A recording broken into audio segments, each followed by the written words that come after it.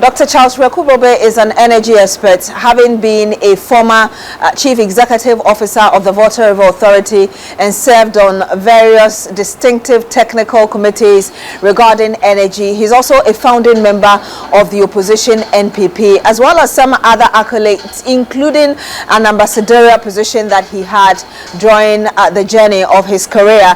And we're here to have a conversation with him, particularly around the energy sector and a few other areas as well. And so thank you so much for joining us.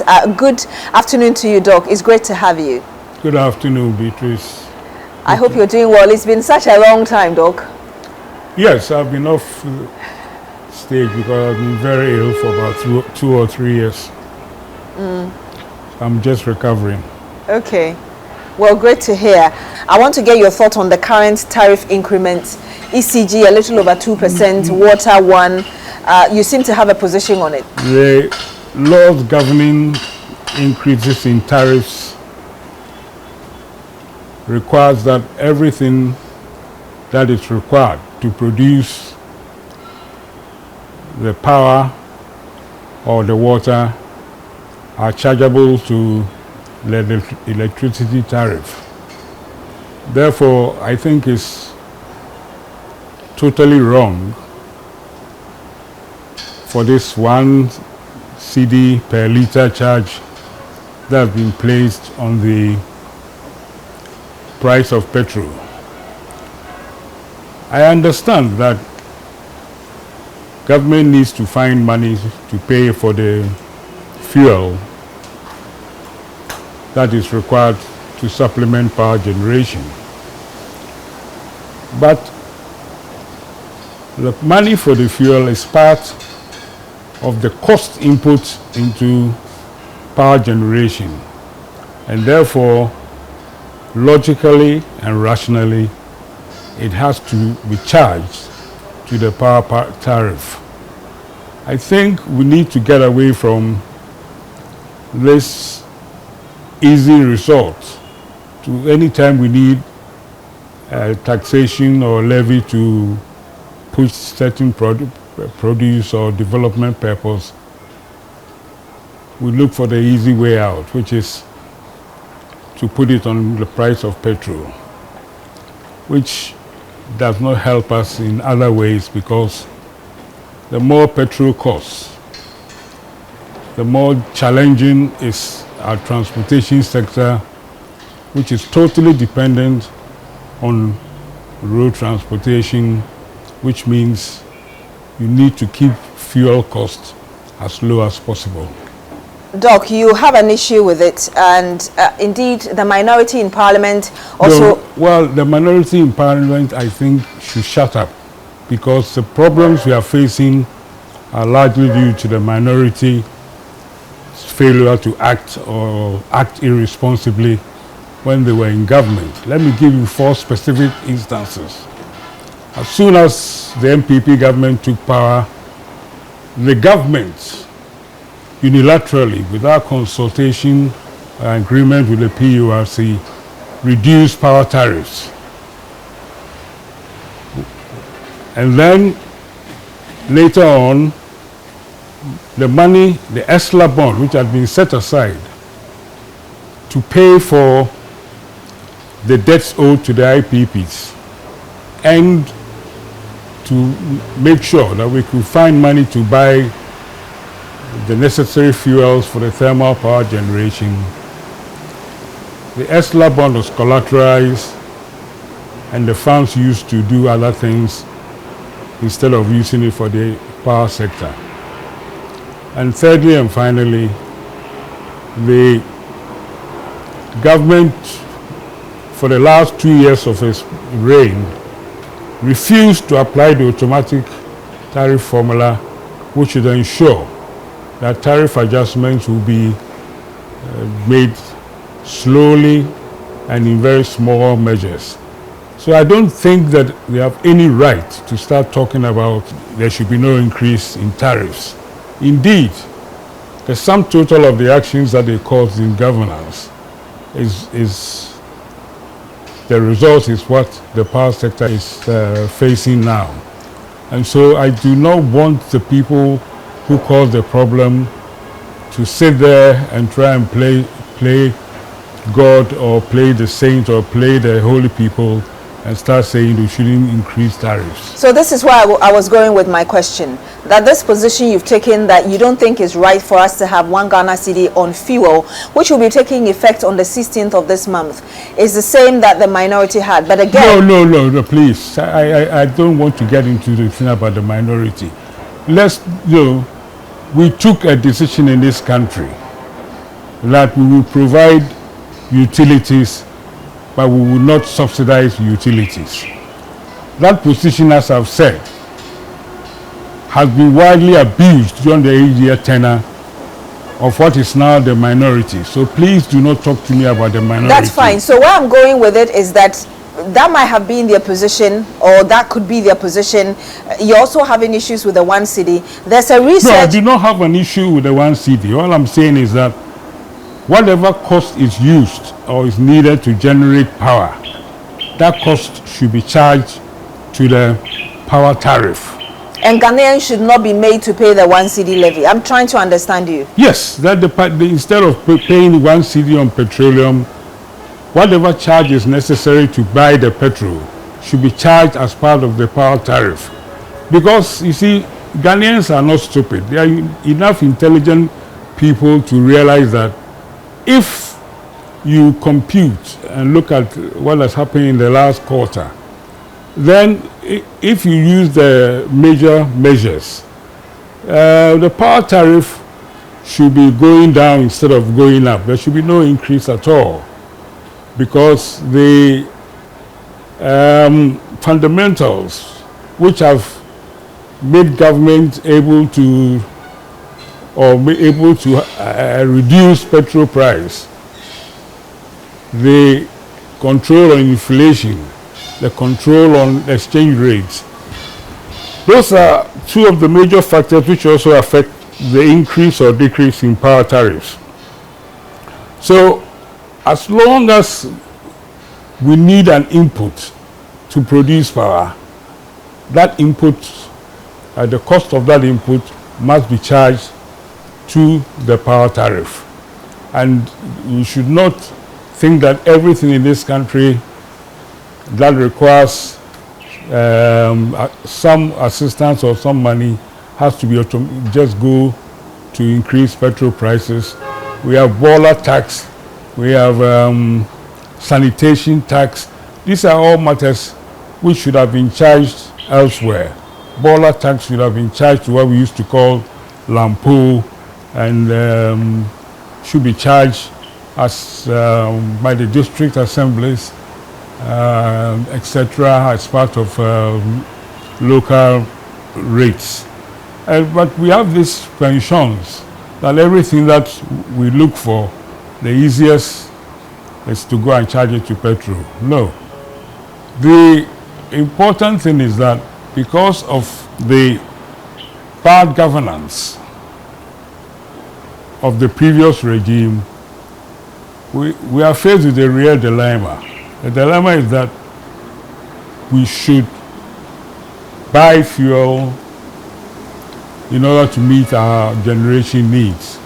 But I'm simply saying whatever the cost of the fuel, whether it's 1.8 billion or 2 billion, should be charged as part of the tariff, so that instead of arguing now about whether the tariff should go down or should go up, I think the suppression of the tariff increases over the 8 years must be clawed back.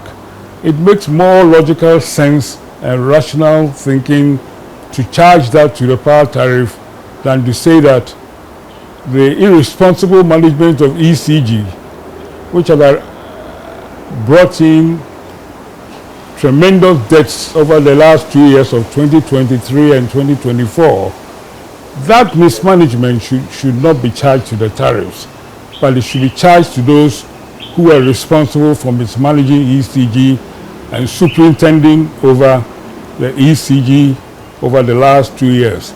And we know who were the ones who are superintending over ECG, who are now pretending to let us know what is the right thing to do. if you want to know who's superintendent over ECG, I think you better go and find out. There's a survey done by Global Info Analytics led by Musa Dankwa that suggests that over 50% of Ghanaians actually want the levy because they think that we No, all... you are wrong. You have misinterpreted what the Ghanaians want. What Ghanaians have said, you know, is that we prefer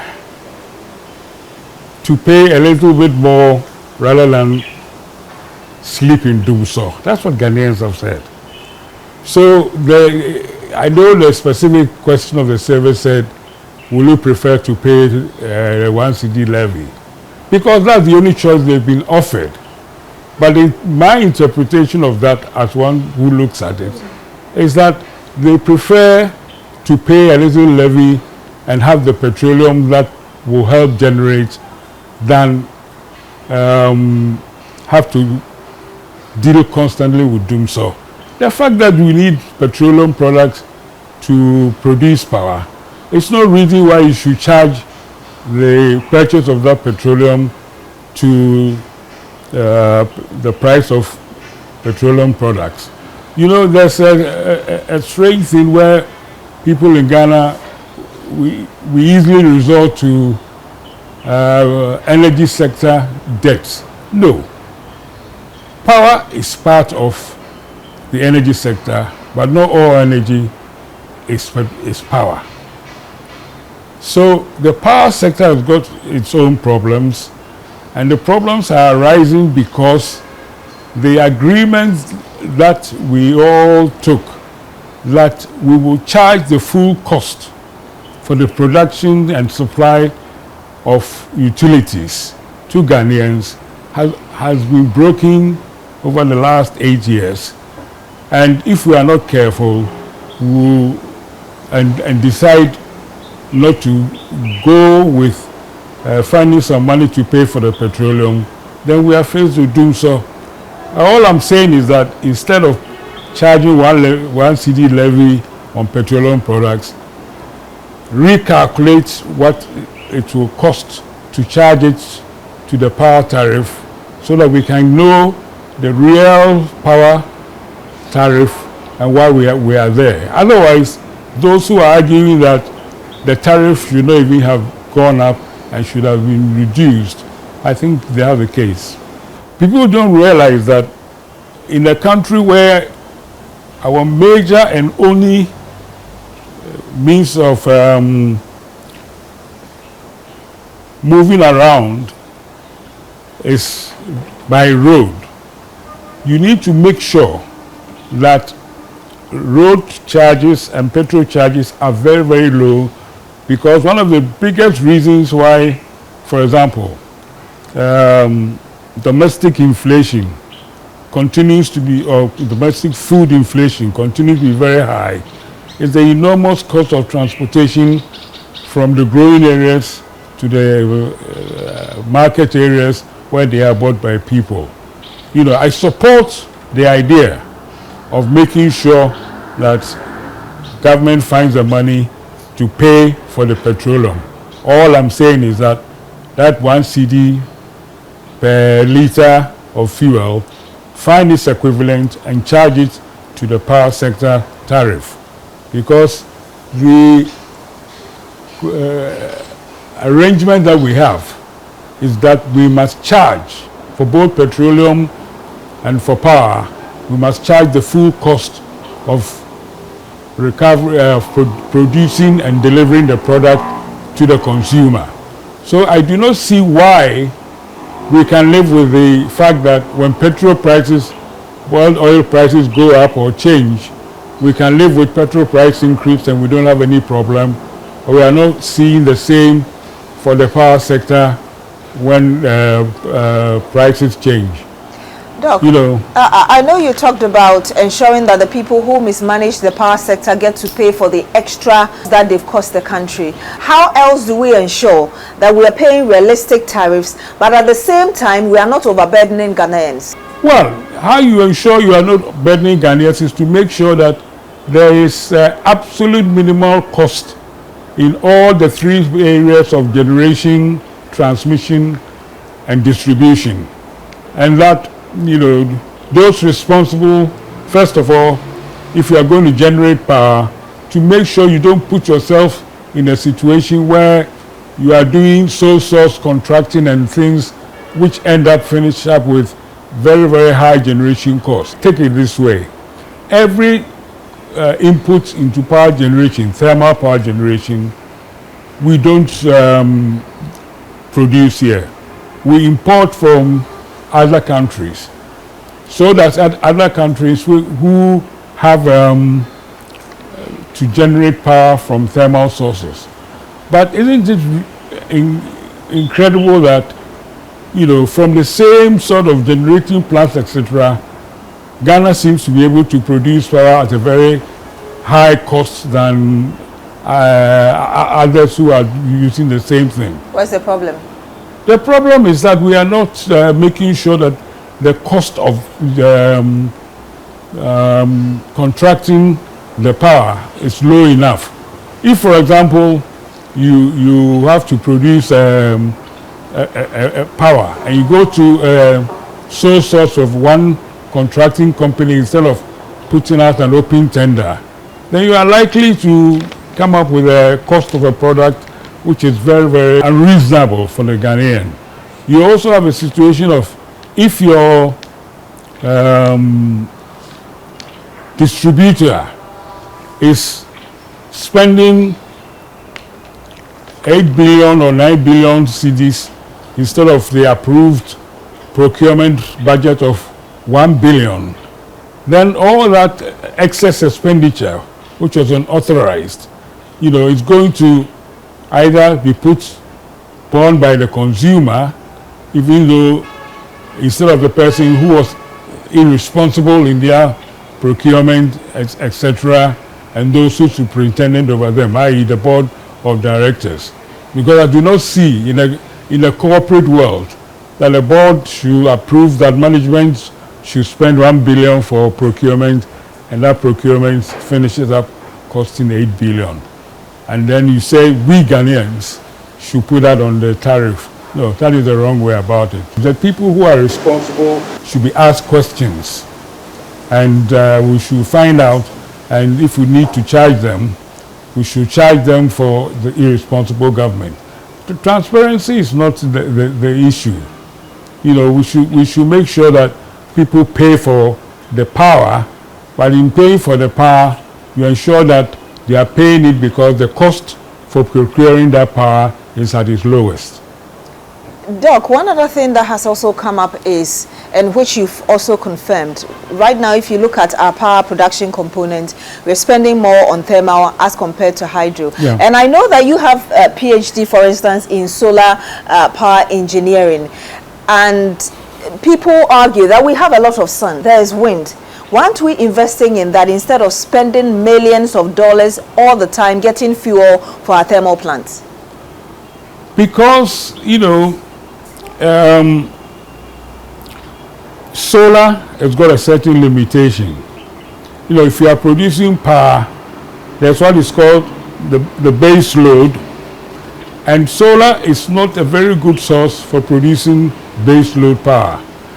The best use of solar is for us to put it in places like the residential sectors so that the load required for powering the residential sector is reduced, so that what is freed is then used for value addition.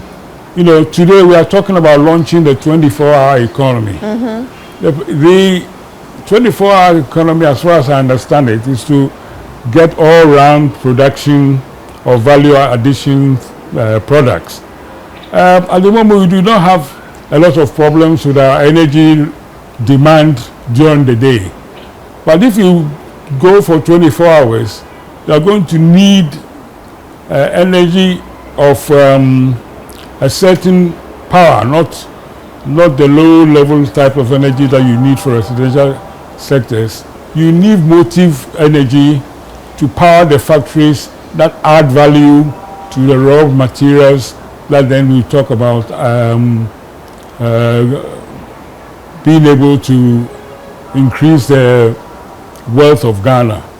So for 24-hour economy to work, there must be a way found to increase the available motive power in the peak hours now of Ghana, between maybe 6 o'clock in the evening and 6 o'clock in the morning. That is where I see solar being very effective, where if you encourage people with good residential property to move away from using ECG's power or the power generated from thermal sources, to move away from using that and switch to solar, mainly to meet most of the residential power needs. So the best way to use solar is not to try and generate base load like solar, because if we do that, you generate it during the day. And unless you store it in expensive batteries so that you can use it at night, and also to be able to produce the motive power, you are not moving very, very far. Doc, having made that point, what do you make of the issue about the missing, items, containers belonging to the electricity of Ghana, and how eventually we've had the current minister explaining things to us? I really don't see that there's an issue there. I think the minister should continue to investigate what led to the very serious overprocurement by ECG, which includes why containers are missing. But I think the important thing from that is to find out all those who are responsible for this mass over expenditure and hold them accountable for it. I think there's a reasonable case for saying that people responsible must be charged for causing financial loss to the state. Because you see, you do not put management and boards there just to go and receive allowances.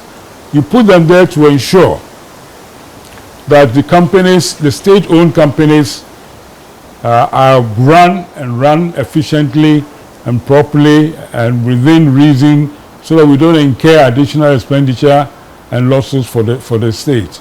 And I think that one of the things governments need to do is to ensure that they hold boards and management properly accountable and responsible. Do you think the minister has been forthcoming so far on this matter? I do not know enough about it to say whether he's been forthcoming or not forthcoming. I do not want to divert and get into really things which are not going to be helpful. The important thing is that if you want me to say anything about the minister, must hold the management and the board responsible for ECG's serious losses in 2023 and forward.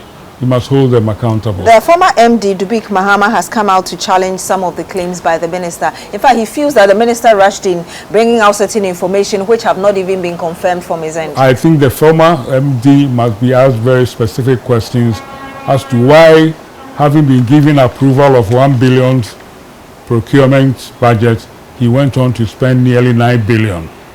Nobody can escape from that. So I would not want to get into a discussion between the former managing director and the minister. As a Ghanaian power consumer who is being asked to pay for ECG's excessive losses, what I'm interested in is that why did the managing director spend 8 times more than what was approved for them to spend? And what role did the board of directors have in checking that huge over expenditure and mismanagement? Doc, as we speak, I'm sure you must be happy with the stability of the city.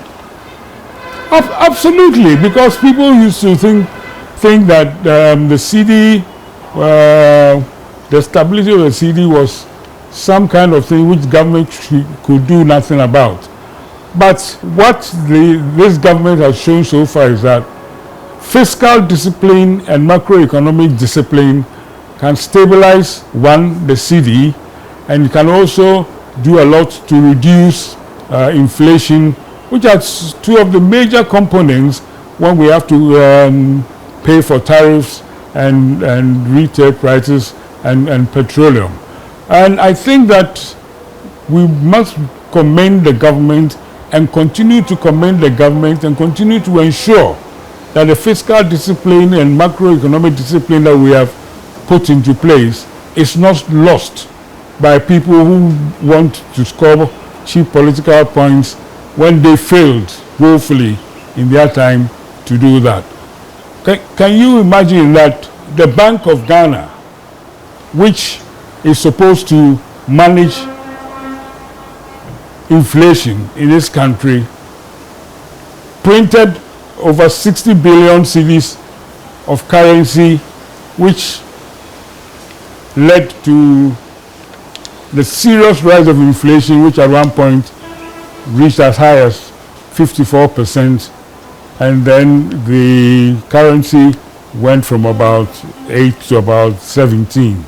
So macroeconomic discipline is important. And the point is that the gains of the currency and the reduction in inflation are both good, not just for reducing the price of petrol at the pump, but also for ensuring that tariffs are at the right place, and that if you decide that because the tariffs were not charged at the right price in the previous regime and the ESLA was abused, and therefore the power producers who give us the power could not be paid, and we need to now find fuel to produce the power that is needed, that should be a good enough reason to explain that, look here, Ghanaians, the power tariffs should have gone down because of the stability of the Cedi oil and the reduction of inflation. But please, we are not able to go down because, one, we have not factored in the cost of fuel needed to produce the power, although this was already part of the components for setting tariffs when the tariff setting formula was first developed. Two, we have not been allowed, or you have been given the wrong impression about the power, and that you could have the power reduced or free or given to you at below the cost price that the tariff adjustment should do. So unfortunately, we are going to have to bring a small increase. First of all, charge the cost of the fuel to the tariff as it should have been done, and then also try to retrieve the debt that we owe to the IPPs because we failed to pay them because we didn't charge the right tariffs. I think Ghanaians will understand it, rather than saying that even though everything points to a power sector tariff reduction, we are going to increase it. That almost it's thinking that we Ghanaians are stupid. We are not. I know you said the government should be commended, but overall, aside from the city, how would you rate President Mahama? I think he's doing very well. I mean, he started extremely well, and he must carry on and be resolute in making sure that the discipline is maintained, because that is what is required. It's not just talk, and then you should begin to implement some of the ideas he's been talking about, promoting meritocracy instead of fidelity to party. I don't want all those things to happen at the end of his tenure, and then he expects future governments to come and take that on. I think the things that we believe important to make Ghana go forward, we should start implementing from the word go. But on the whole, I think, you know, as you can see from Musa's survey, Ghanaians feel that the president is doing well. That is one of the reasons why I say that, you know, he should not take the easy way out with the power sector requirements for petrol. Having made that point, are you happy with the state of the party you founded, the NPP, current state? I would not discuss it. Please move on. What about the decision of the party to elect a flag bearer ahead of the other general elections, internal elections that generally is supposed to have? It has nothing to do with me. But what do you expect from the party? I do not expect any. What I expect from the opposition party is to actually be more concerned about examining the reasons for his very bad performance and in the last election, and the fact and the huge rejection that the Ghanaians gave to them. People should understand that Ghanaians did not reject them because of the person they presented for power, but Ghanaians rejected them because of the failure of their policies. And no amount of trying to use Parliament and the current session of Parliament to tell Ghanaians that you did not understand our achievements is going to change the fact that we have never seen such huge defeat, and that the important thing is to examine the causes for the defeat, why Ghanaians did not ask them, and finding ways in which you can present a better picture. I don't think that better picture is determined by who is your candidate. It will be determined by the conviction of Ghanaians that you have learned your lessons and you are in a better place to offer them something better than what Mahama is offering in his legacy tenure. You have been defeated so badly. The important thing is for you to find out why Ghanaians rejected you and then prepare to present a better picture. You see, we don't vote governments in, we vote governments out. So it is the performance that you gave and the hope and conviction that you give that giving a further chance you do better. That, I think, is what will win you an election. And let me get clarity. When you said that it doesn't matter how they try to use Parliament, how did you mean by that?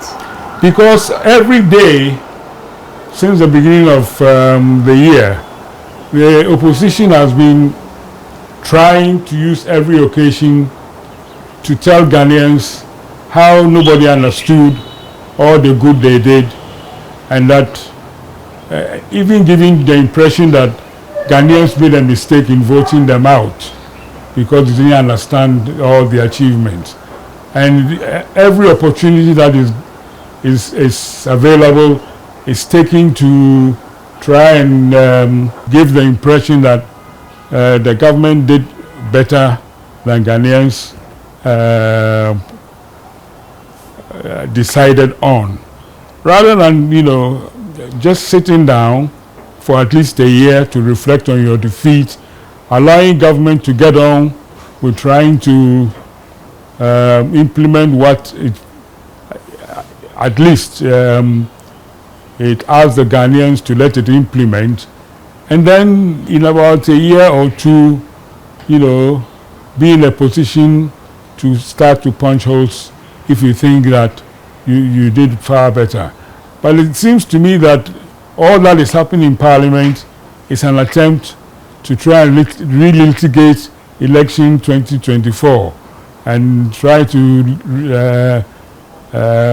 give the impression that everything that is being done successfully under Mahama either started from NPP or was due to some things that we are not convinced about. Yeah, is it how, for instance, the minority leader has been behaving in Parliament a lot of the time, challenging, for instance, Deputy Speaker Hiafo and the others? The only thing I'll ask the minority leader is that he should account for his stewardship of ECG in 2023-2024. If he's able to account for the huge losses that ECG incurred under his stewardship, we may begin to listen to him.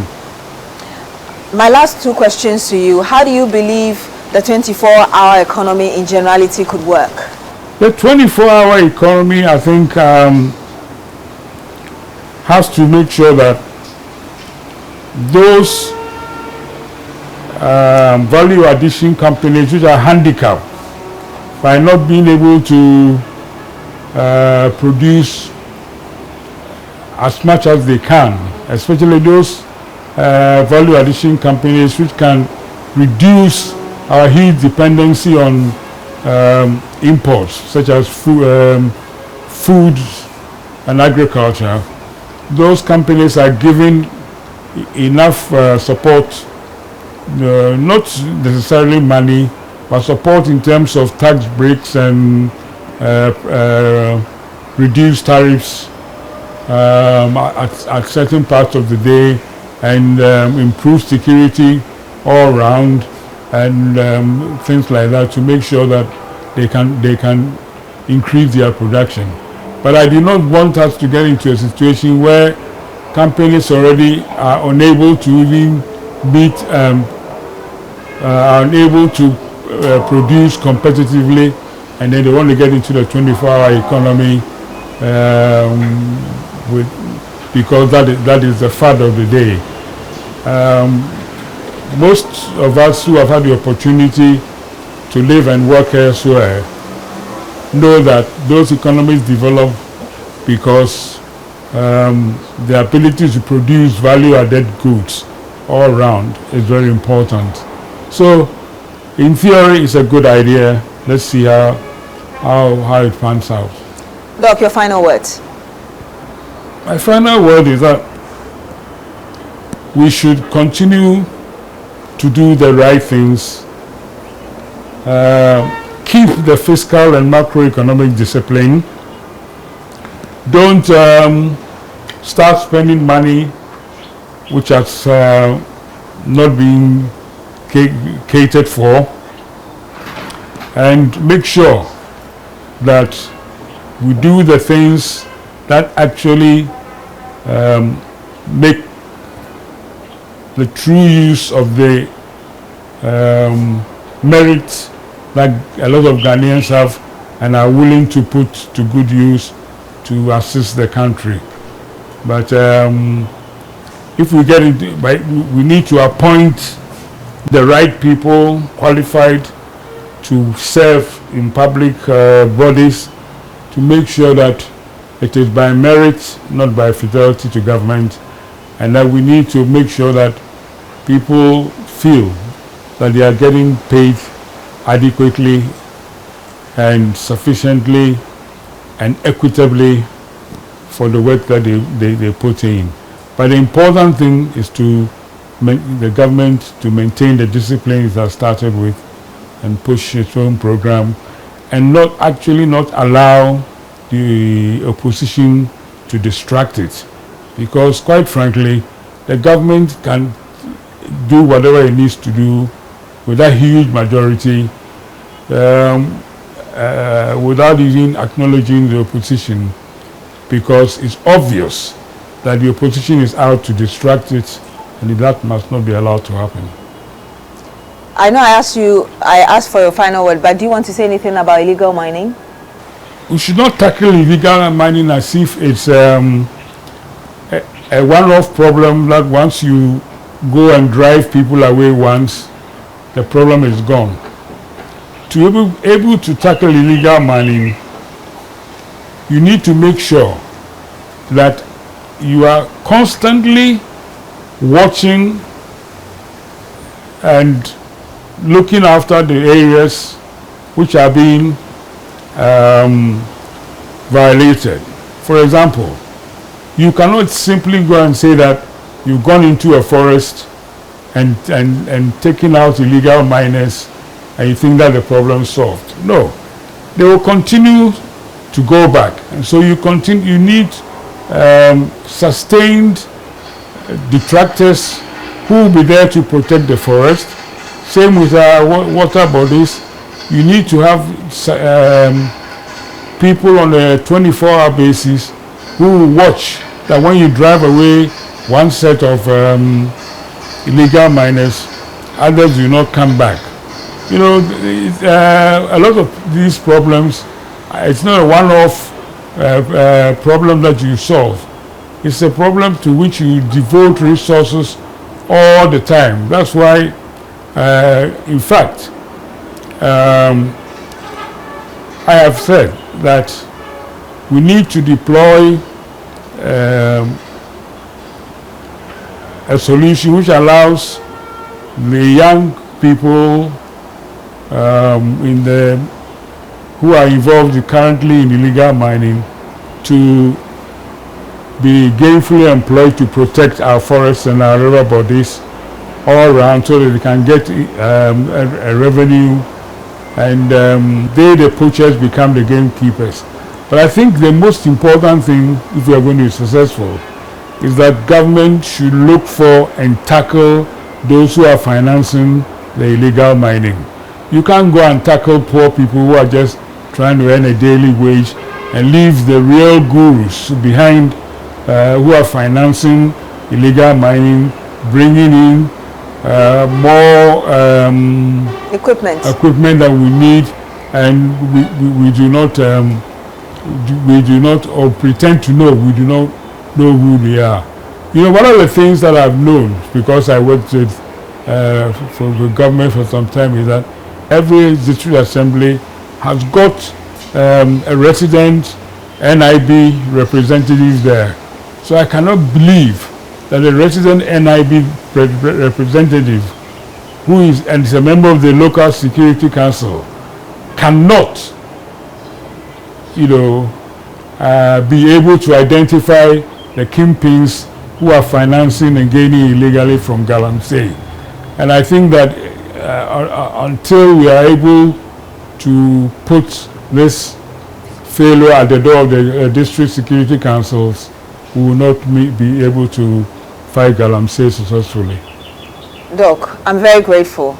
You're I'm welcome. just taking you back to one more. Yes. Which is that, and it's just for clarity, you said that with the current numbers of the NDC government, they can actually choose to ignore the opposition. That would not be democracy.